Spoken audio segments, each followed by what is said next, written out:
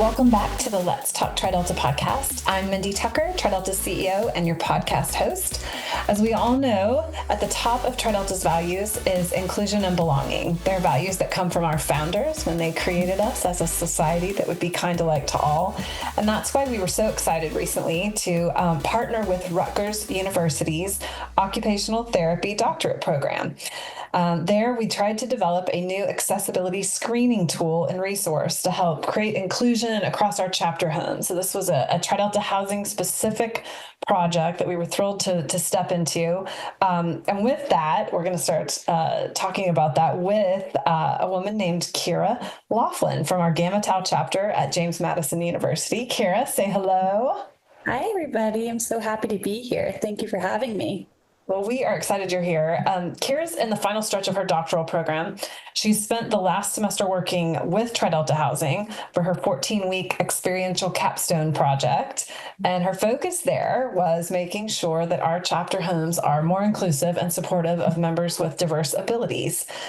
She's developed an accessibility screening tool and some resources that are going to help shape how TriDelta and other organizations, I think, really look at accessibility in their residential and social spaces. So you'll get to hear all about it on the podcast here as we dig in and talk about all of that work and universal design, which is something I'm excited to learn more about and see what she's up to. So Kyra, we're going to jump in here. All right. Let's start at the beginning. What led you to James Madison? Sure. So I'm originally from New Jersey, and I knew I wanted to go out of state for undergrad. I probably applied to about 12 different schools, and I had no idea where I wanted to go. But I visited James Madison with my mom, and I fell in love with the campus. I really loved their health science program there, and that's kind of just how that's kind of what made me fall in love with JMU. I love it. I love it. We actually, ironically, have a member of our housing board right now is on the student affairs staff at James Madison. He's a great addition. We always have a person from the higher ed world on our TriDelta housing board, and he represents James Madison well and loves the TriDeltas there. So we're happy to hear their story about how you joined us. So let's talk a little bit about that. You went to James Madison, and then you chose TriDelta for your collegiate experience. Let's hear about that. Yeah, so I knew I wanted to join a Panhellenic group to grow both personally and professionally. And I really fell in love with TriDelta because a lot of their values aligned with my personal values, particularly friendship and belonging. And I really loved I loved that they work with St. Jude's Hospital. So that's kind of what really made me fall in love with TriDelta, which it's been great. Yeah, so many people find that connection, whether or not you know someone at St. Jude or you've just heard about the work. It's one of those things that really, I think, helps us stand out in the crowd of Greek organizations, the work that we do there. So then you finished at James Madison and you went on to continue your education at Rutgers. Tell us about how you chose Rutgers and what led you down the path of occupational therapy. Yeah. So Rutgers Occupational Therapy Doctorate Program is really different from the others that I researched because it has a strong emphasis on community-based practices, which is essentially an emerging, growing field in occupational therapy. I kind of fell in love with everything about occupational therapy. I really did. I love the rehab side of things. I love helping someone gain their independence back, improving quality of life, things like that. So I knew I wanted to go into a program that really emphasizes the different niche aspects of occupational therapy, which kind of led me to this project as well. Is there a connection between what you're doing now and your love of the rehab side? In terms of our project or what my next? The project in general. Yeah. So the thing that I love the most about the rehab side of things is its holistic approach to healthcare, right? So my favorite thing about our project is we take that same holistic approach. We want to treat everyone with holism, and we want to go about that in treating both not just ADA requirements, right? We want to go beyond ADA requirements. We want to embody universal design principles, which is holistic within itself. Okay, I want to jump into this because we also made up a word as we were working through this with you. Called the word is visitability, and Yep. I don't know if I type it. People are like, "That's a typo. That doesn't look right."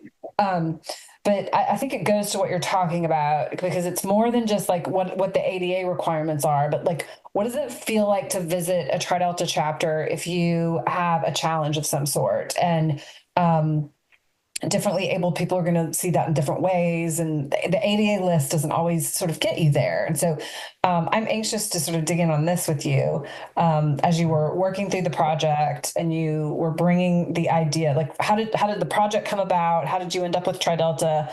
And then how did you sort of take that theory or that philosophy through the work that you did? Yeah. So if I go way back, the reason I kind of fell in love with this type of work is I volunteered at a spinal cord injury camp through Rutgers University called True Grit. And there, adolescents with spinal cord injuries will stay at the dorms and do a week-long summer camp. And it's basically in preparation of the college experience, living in the dorms, going to classes, navigating the dining halls, things like that. So in that experience, I really got to see like all the gaps within ADA. These dorms were the most accessible on campus, and Rutgers, as some may know, has a bunch of different campuses. So like that means a lot that these were the ones that were chosen. Within these dorms, there were so many different barriers, and it was very frustrating because I was like, okay, this is supposed to be somewhere where you feel comfortable, where you're living, right? This is supposed to be a home away from home, where also that a lot of people that live in the Tri Delta house say as well. So when we were doing the spinal cord injury camp, I recognized a lot of those gaps, not only just in the dorms, but in the social facilities too, in the dining halls, in those social spaces where you're supposed to be having, good conversations, building friendship, all the other things that, go along with the college experience. Yeah. So that's kind of where it all started. And then I realized that ADA isn't enough, and like, where can we fill in those gaps? And that's kind of where I landed on universal design.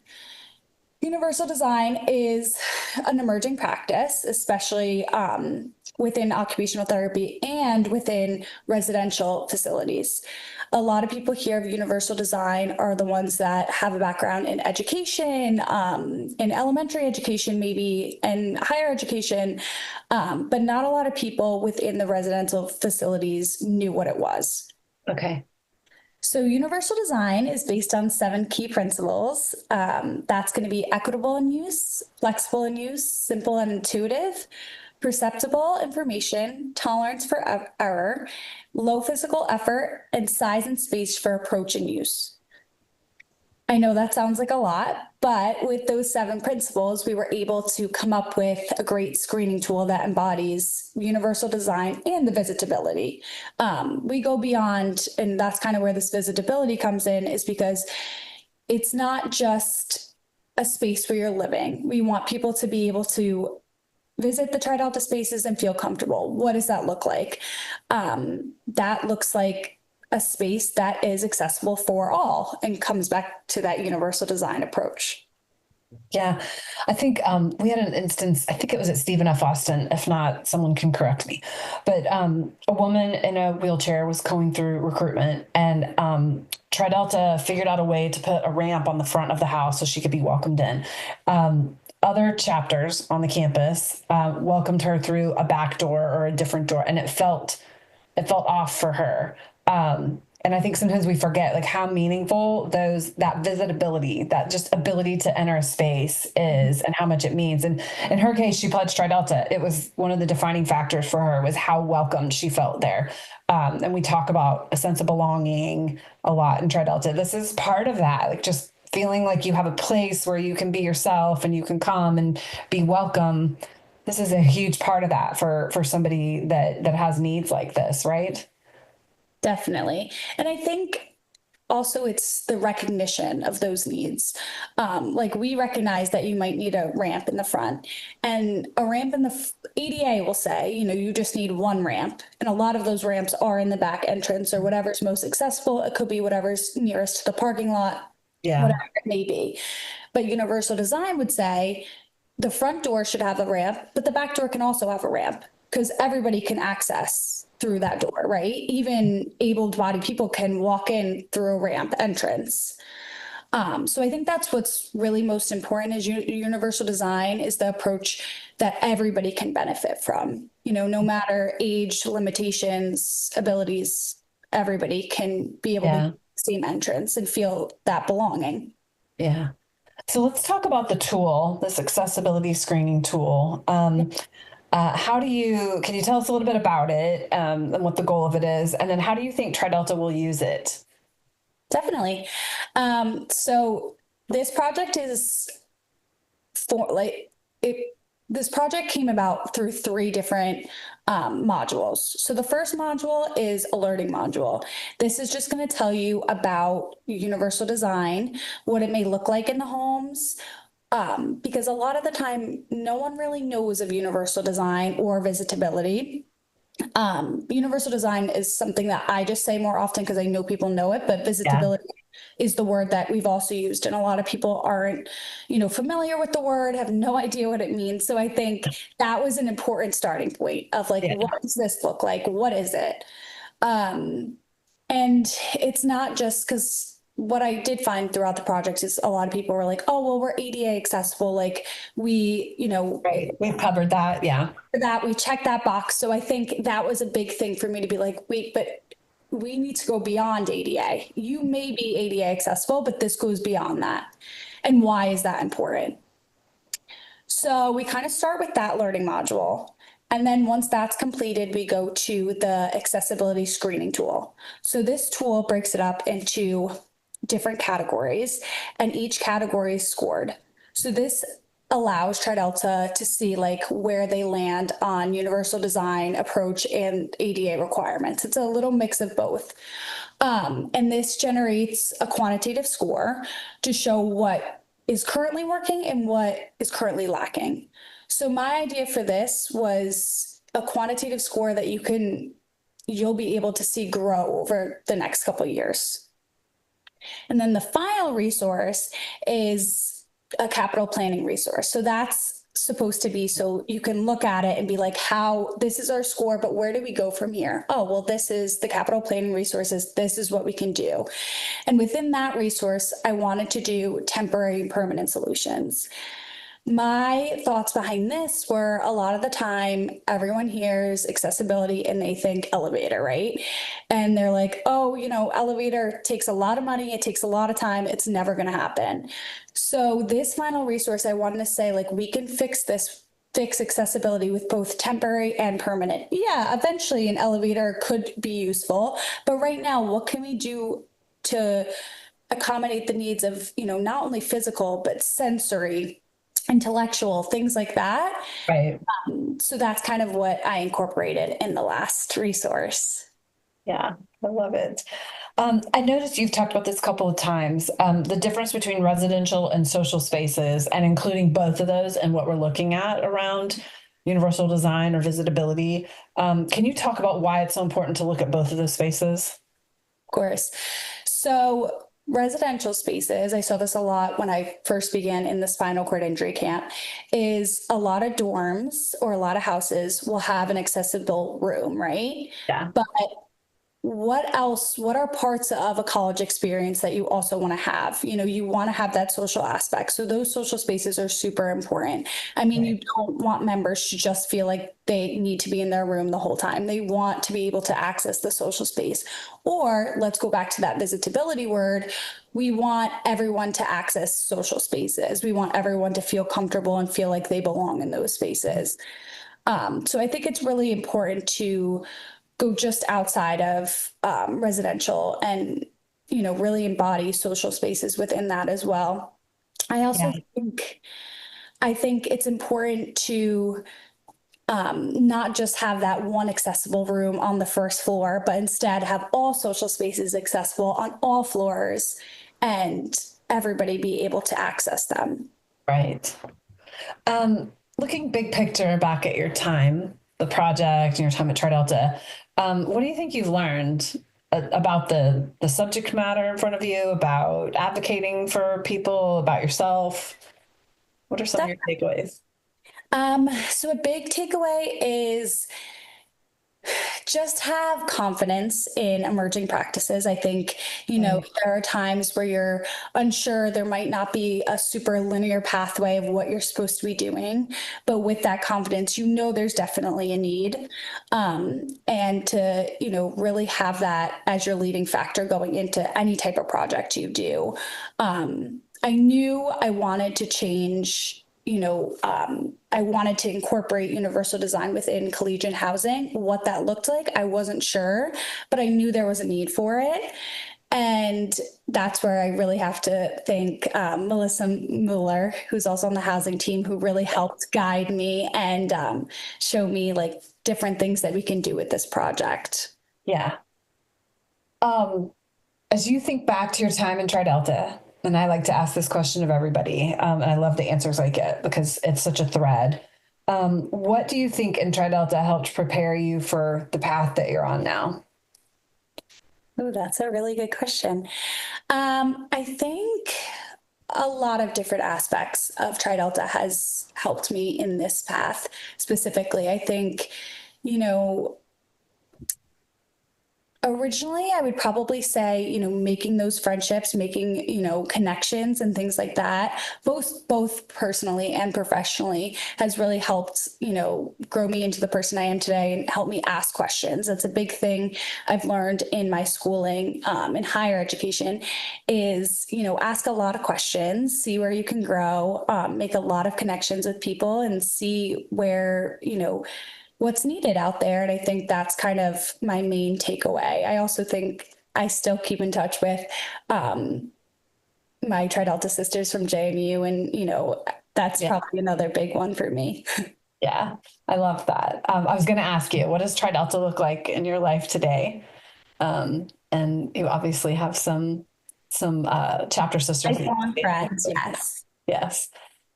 Which is fun. I think we all do. We carry this with us longer than we think we will. I think in college, you always think, oh, it's 4 years, but it's definitely a lifetime journey. Definitely. And you're still at the very beginning of it. So, can you, I guess at the end of the day, I think it's really cool that you sort of found a way to blend the occupation that you love, like the subject matter that you love, with an organization that you love. And at the end of the day, I think, what do you think the impact is going to be on sisterhood from what you're doing? Yeah. So a big part of the project is just enhancing that sense of belongingness, right? Like we have no idea the amount of people that want to join Tri Delta that are out there that might feel that they are unable to because, they don't know what accessibility looks like within the home, within the social setting. So I think once, we see, once the screening tools are published and we see everybody go through these screening tools, we will see an enhancement of sense of belonging. And yeah, I think that eventually we'll have, a lot of people that want to, live in the homes of, Tri Delta homes and feel like they can attend, alumni events or whatever that may look like. Yeah. Yeah. I love that. Visiting, their visitability will be greater. Yeah. Let's talk about that word. I love it. So tell us what's next for you now that this big project is over. What's next for Kyra? Yeah, so I am currently studying to take my board exam. So after that, I will be in inpatient rehab facility at Kessler in West Orange. Okay. I'm not sure the unit yet, but hopefully the brain injury unit. That's, another passion of mine. Okay. So yeah. Yeah, you're excited about that. Mhm. What advice would you give to a current collegiate woman or new graduate in Tri Delta who wants to kind of align their passion and purpose together? Yeah, I think the most important thing with bridging knowledge to practice, knowledge to action, is to make sure, you're back to the confidence. I think make sure you're confident in what you're doing. And if you feel that there is a need for what you're advocating for, you can make anything happen. As long as you believe it, I think you can get other people to believe it. I think you can make a bigger difference as long as you believe in yourself and you believe in the passion and the work you're doing. Yeah. Perfect confidence. I love it. You have also said you're open to talking to collegians with disabilities to help them sort of further understand what the work you do, but also to hear from them and understand inclusivity and accessibility better. How can they get in touch with you and sort of follow the work that you're doing? Definitely. You could get in touch with me through email. My email is going to be Kyra, Kyrac, Loughlin, Loughlin @gmail.com. I would love to hear from collegiate members with disabilities on how they think I can improve this project. If there's anything I'm missing, I would love to represent it better. I tried, my hardest during the project to interview with collegiate members who have disabilities and try to incorporate any advice that they had for me into each one of the modules. But I always want to grow it. I always want to be representative of all. So if there's anything else, please email me, or just if you want to tell me what you think of the project, I would love to hear it. Love it. Well, thank you. This has been a great conversation. I think it's something we probably don't talk about enough, don't put enough emphasis on.